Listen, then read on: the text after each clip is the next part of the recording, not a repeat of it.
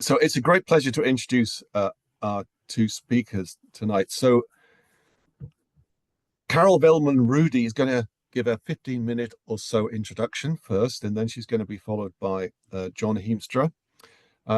Carol, I've known Carol's name and reputation for many years, decades actually. You may not know that, Carol. You have already gone down in the annals of CPJ history, at least in my mind. So it's a real pleasure to meet you, at least virtually.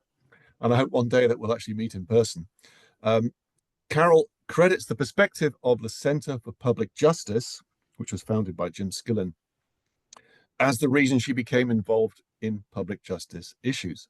She served several terms on its board, including as board chair. CPJ's perspective on the role of government lured her into state political advocacy on two issues: justice in education funding and election reform. And she's also served on the board of Citizens for Education Freedom, which is a Minnesota-wide network of school associations working to advocate for justice in education funding. When the Council for Non-Public Schools was established at the Minnesota Department of Education, Carol was a founding member and has been a many-term council member. Her passion for electoral reform. By the way, it's great to know that some Americans have a passion for electoral reform. A lot of people here in the UK have that kind of weird passion. We're a small minority in our jurisdictions, in our countries, but keep the faith, everybody. So it's good to welcome Carol to that fraternity.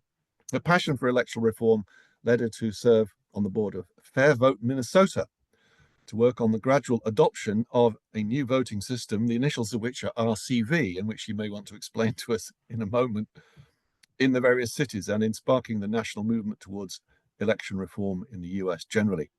During her active work on these issues, she spoke often and wrote articles for various publications, and for a season she served as the social justice editor of The Banner, which is the magazine of the Christian Reformed Church in North America, and has published articles and essays with public justice themes in various other places as well. Welcome, Carol. We're really looking forward to hearing from you in a moment. And it's another great pleasure of a different kind to welcome John Hiemstra, a great friend of mine and colleague going back many years. We were students together at the ICS in the early 80s. We just overlapped briefly.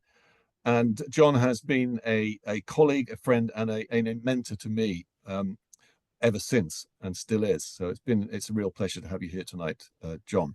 John is a Professor Emeritus of Political Studies at the King's University Edmonton in Canada, where he taught for over 30 years. He did his MA in Political Philosophy at ICS and a PhD in Policy and Philosophy at the University of Calgary. He's currently completing a book on the cultural religious meaning of Canada's oil sands developments and what they reveal about the nature of contemporary society and culture. His other research and publications have centered on the intersection of faith, diversity, creation, and public policy making. He's published on issues ranging from education and diversity, electoral systems, broadcasting, climate change, and many others. And for 6 years, he worked for and later served on the board of Citizens for Public Justice. Great. By the way, Citizens for Public Justice is not the same as the Center for Public Justice. The initials are the same, two distinct organizations with very interesting parallel and distinct histories. Maybe that's a story for another day. But anyway, it's great to welcome John, and we look forward to John's response. Carol, over to you. Thank you very much. Thank you, Jonathan, and thank you for the invitation to be part of this distinguished conversation. I've been at every single one, and it has been a joy to listen to all of you discuss in depth and with deep thinking about the importance of public justice. So you have before you the state capital of Minnesota, which is where I live. And as you can tell from the way that Jonathan introduced me, I am not a deep thinker, I am a doer. And I like to characterize what I do as the taking of profound wisdom and being the translator of that profound wisdom into action that results in change in the public square. So my perspective and the perspective that you're going to hear me talk about comes entirely from that self-identification.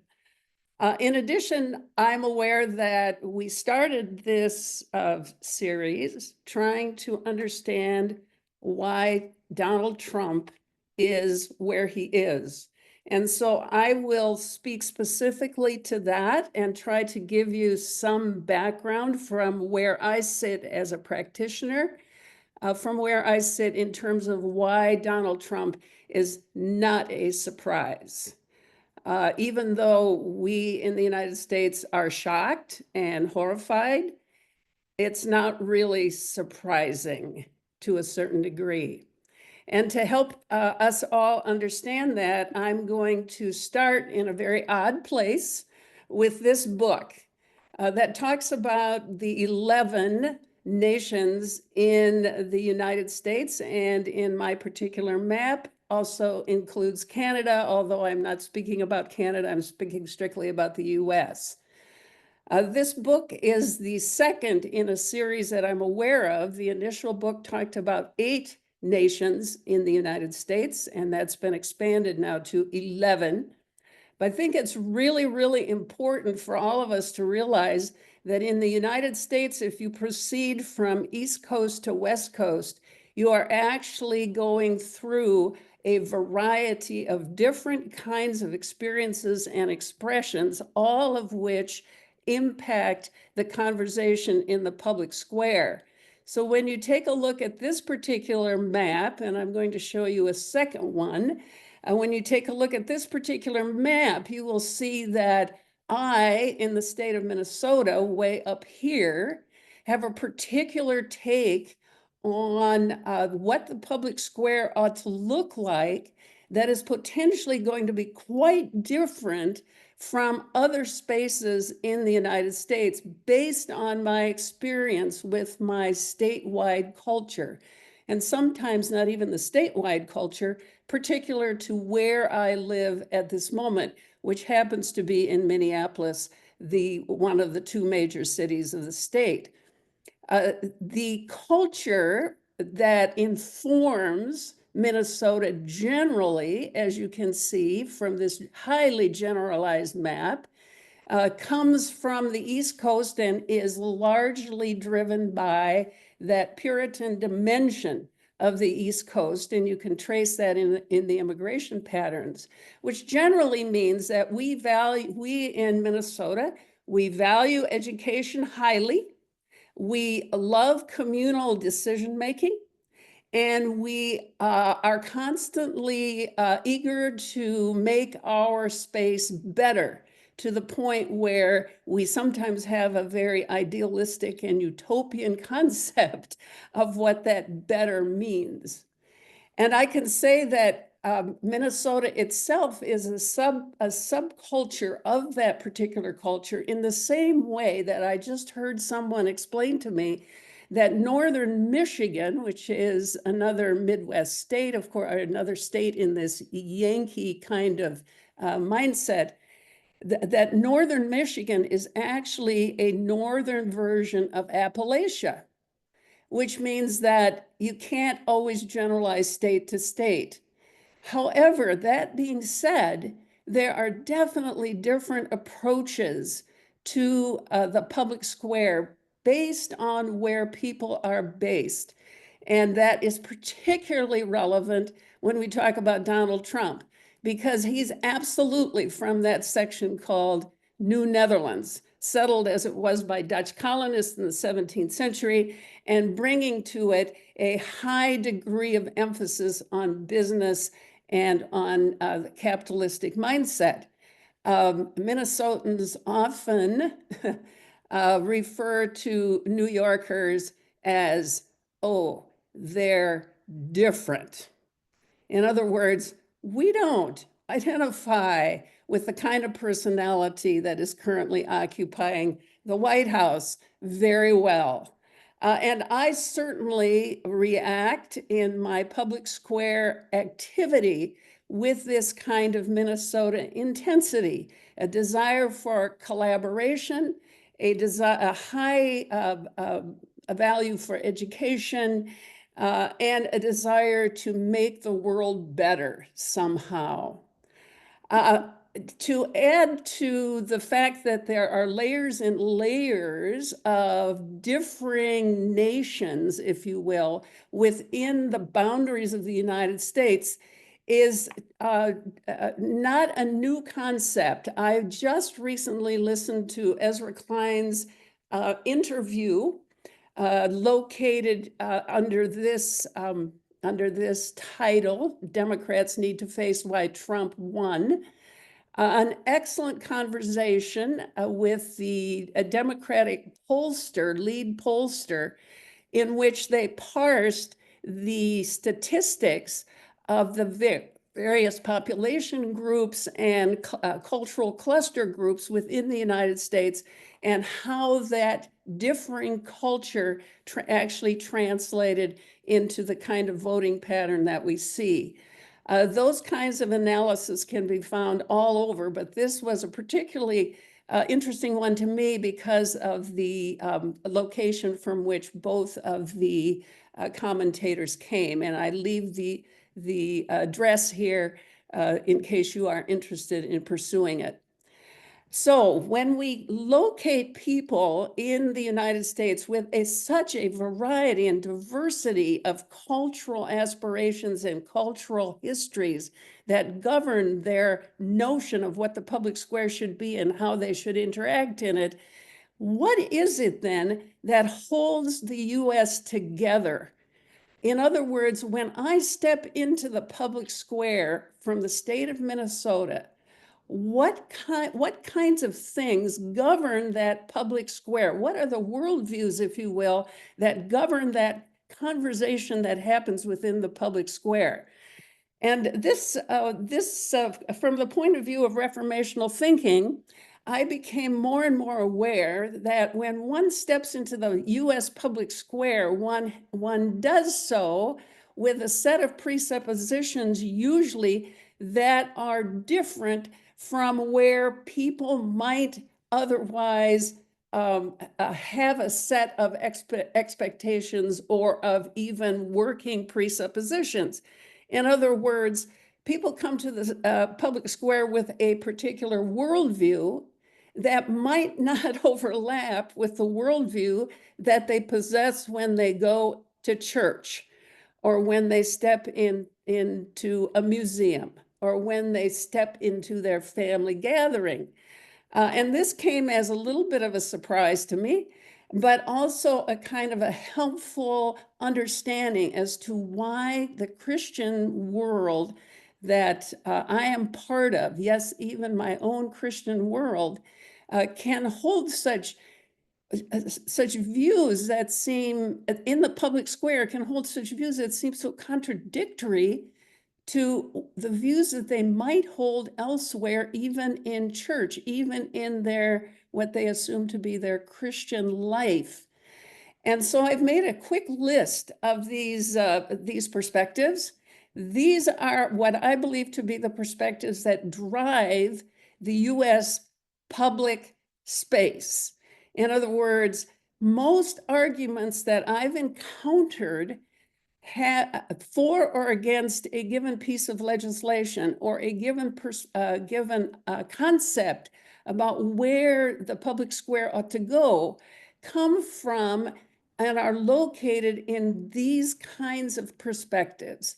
So in the public square, we argue and we see argumentation that is really pretty materialistically progressive. In other words, we always have to be getting richer and richer and better and better. We are also very social Darwinistic in the way we work and think in the public square. And I'm using we now collectively, as opposed to myself as a Christian and as someone who comes out of the Reformational tradition. We think in terms of social Darwinism, which is why we will never have decent health care in this country, because we really do believe people ought to earn this and be worthy of this. That is a deep down understanding that we just can't shake when we're in the public square. Everything in the public square is now hinged on the economy. I've never been so aware of this as I have been since the Trump phenomenon. Everything reported in the newspaper has economic status, or it has no status at all. And of course, all of that is connected to individual freedom. So the whole concept of choice, whether you're talking about the quote unquote liberals or the quote unquote conservatives, it's all about individual choice. And so there is no understanding about the need for structural reform or structural change. That concept is very, very hard to articulate and to argue for when you are in front of a committee at the Minnesota State Legislature and you're trying to promote some issue or other, including, of course, the issues that I'm most familiar with, which would be justice and educational freedom. So added to that, in our cultural setting here in the States, we have two major institutions. This was clearly outlined already by President Eisenhower. I keep going back myself to the wisdom of his observation that basically we have government and we have business and technology. And if you look at the particular recent history of elections and election results in the United States, you can see those two vying for prominence. So the New Deal people promote government activity, government kind of help and assistance and on a broad-based level. But the current government, the current administration promotes the military and property protection, the side of government. Meanwhile, business and technology came to the fore as a real power source under Ronald Reagan and has continued to literally vacillate between or become the main secondary player in our public square. And now I'm talking about in our public square when we have public conversations about what should happen for the benefit of all of us.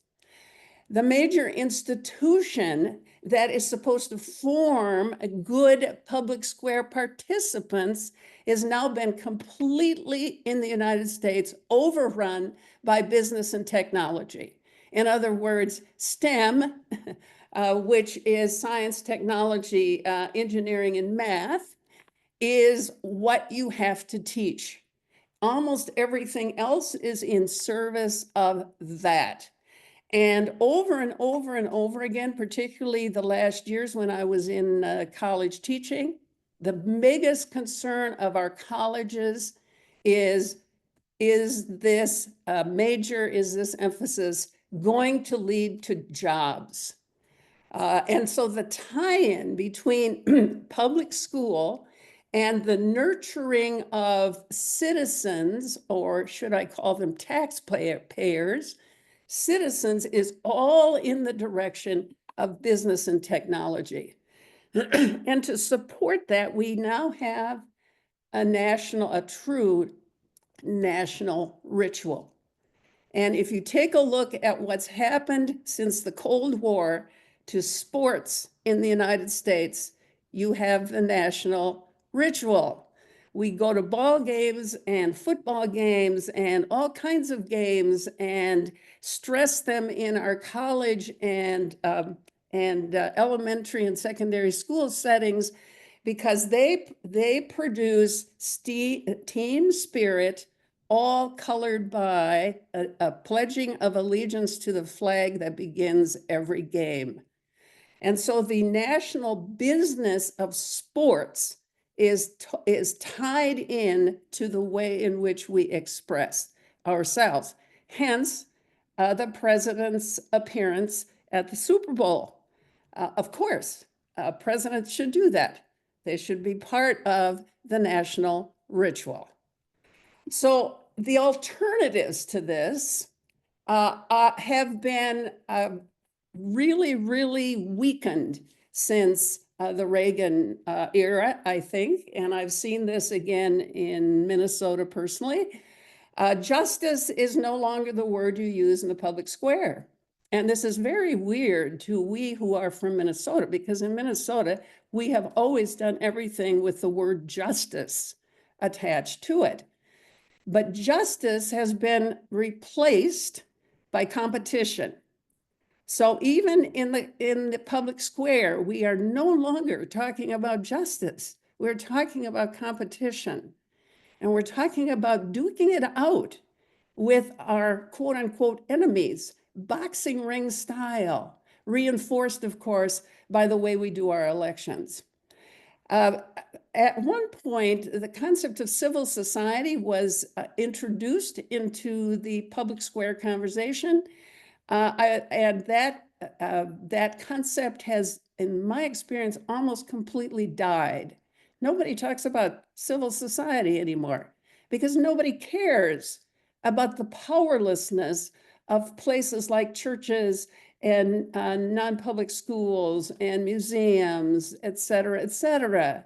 Those are not the sources of power. And with that, the concept of non-for-profit, because you see, we have to define everything as a business. And so we have two kinds of businesses in the United States. We have profit businesses and we have not-for-profit businesses, but they're all businesses. Even the church is a business in the public square concept. And spirituality, well, that's really nice. In Minnesota, we tend to really support, for example, the arts. We really support mental health hugely. And we are very open to a variety of spiritual practices.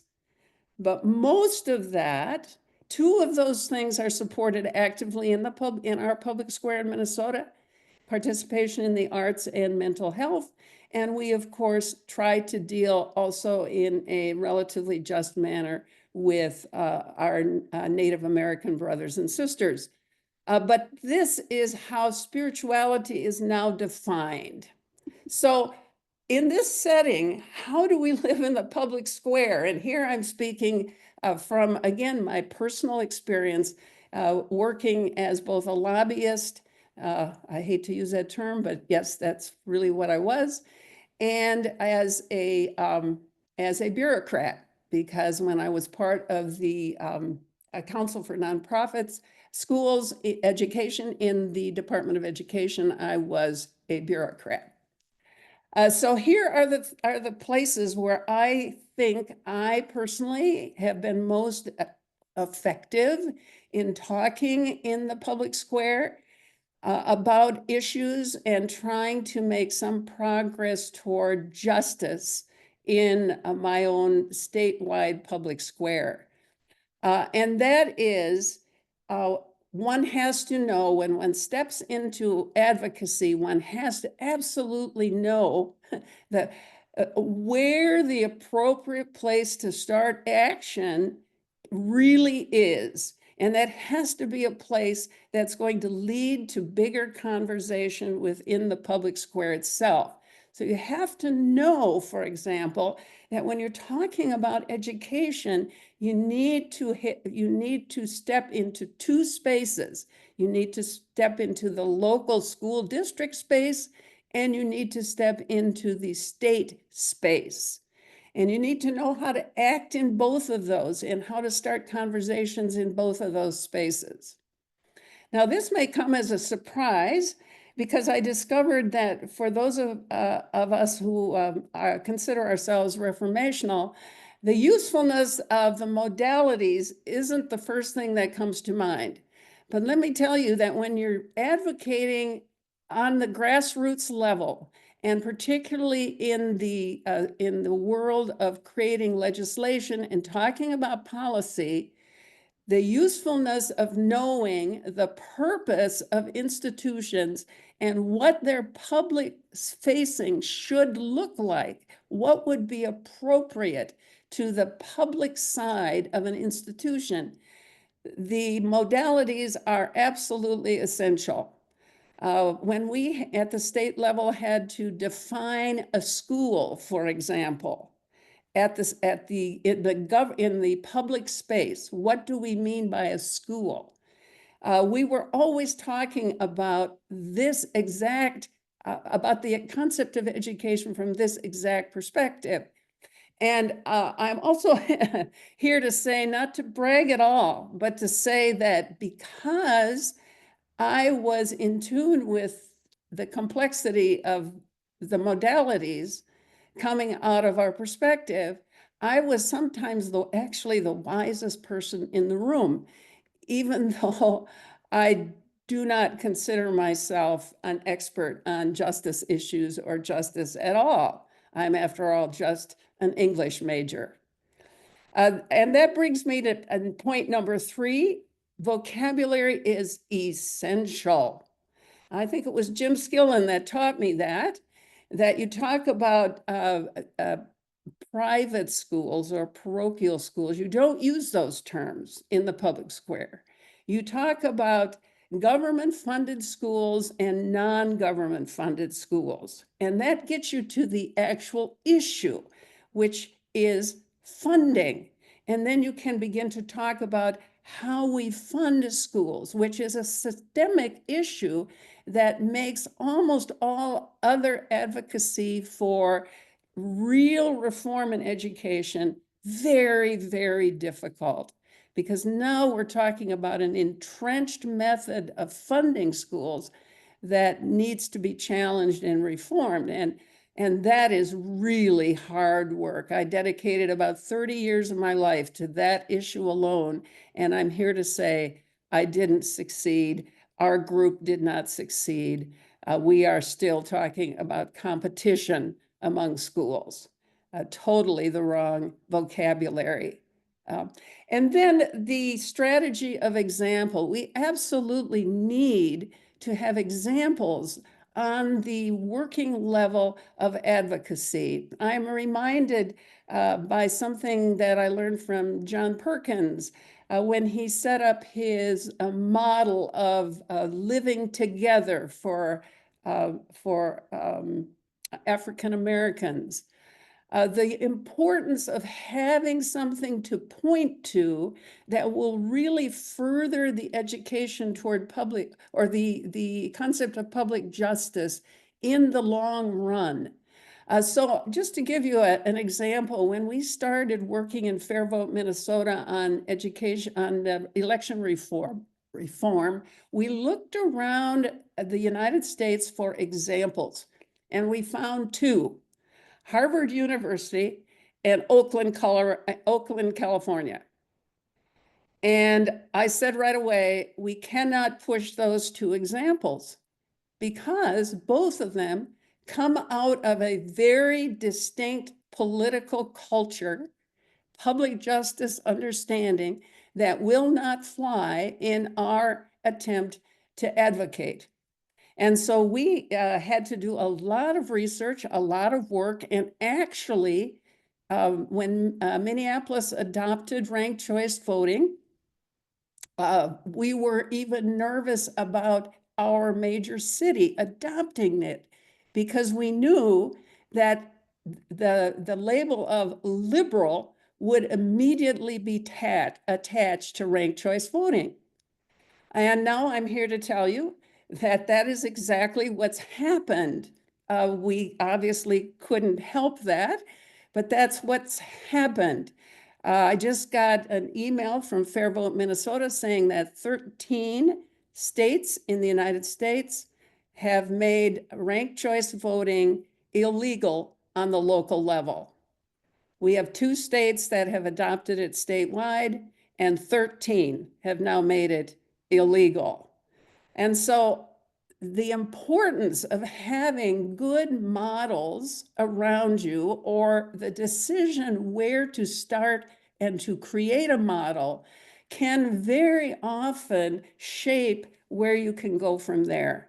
And I've learned that, as I said, personally in many ways in my own advocacy here in Minnesota. So where do we go from here? Well, I'm going to quote Jim Skillen again because that's what you do when you don't know what else to say. You just understand that the work is difficult. The work is long-term.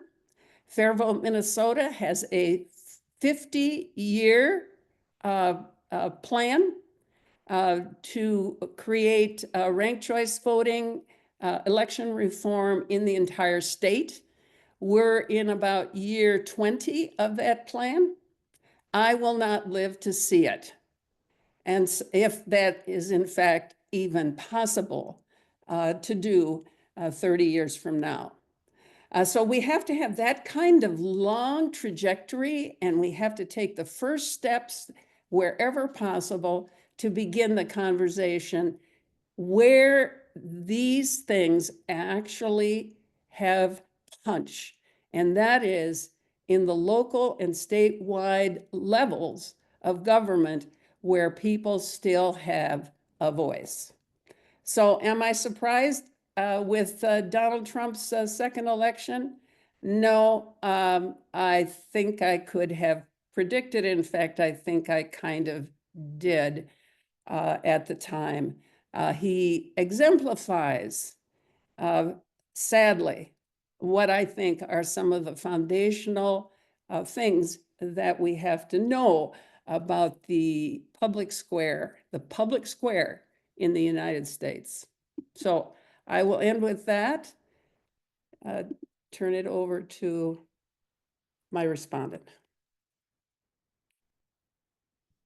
All right. Well, thank you so much, Carol. Really appreciate your comprehensive and detailed analysis. It's almost like relative to Skillen and Mark's analysis, it's like another level of analysis with the 11 nations and so on, and what holds things together.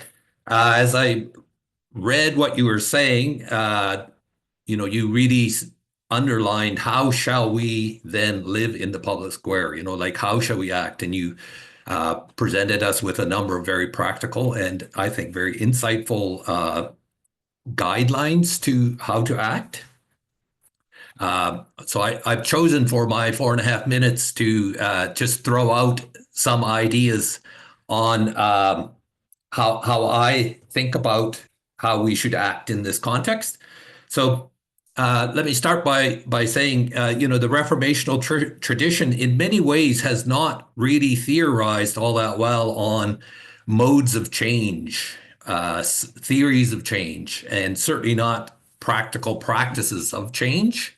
And what the moment now calls for, I think we are facing, if Skillen and Van der Venen and yourself are right, we face a tremendously complex and difficult situation that is highly charged, ideological, religious, cultural, racial, which we need to come to grips with. And in my own thinking, I've really appreciated and have tried to use for this Dietrich Bonhoeffer's thinking on this. His ethics, his book Ethics, which was finished after he died, is, I think, profound on this question. And in a summary, it can be stated in two points. He says what we need to do in such turbulent times is ask the question, what is truly real? And what he means by that, in created reality, as it is taken up by Christ, what is truly real that we're facing? And secondly, what action on my part does this reality require?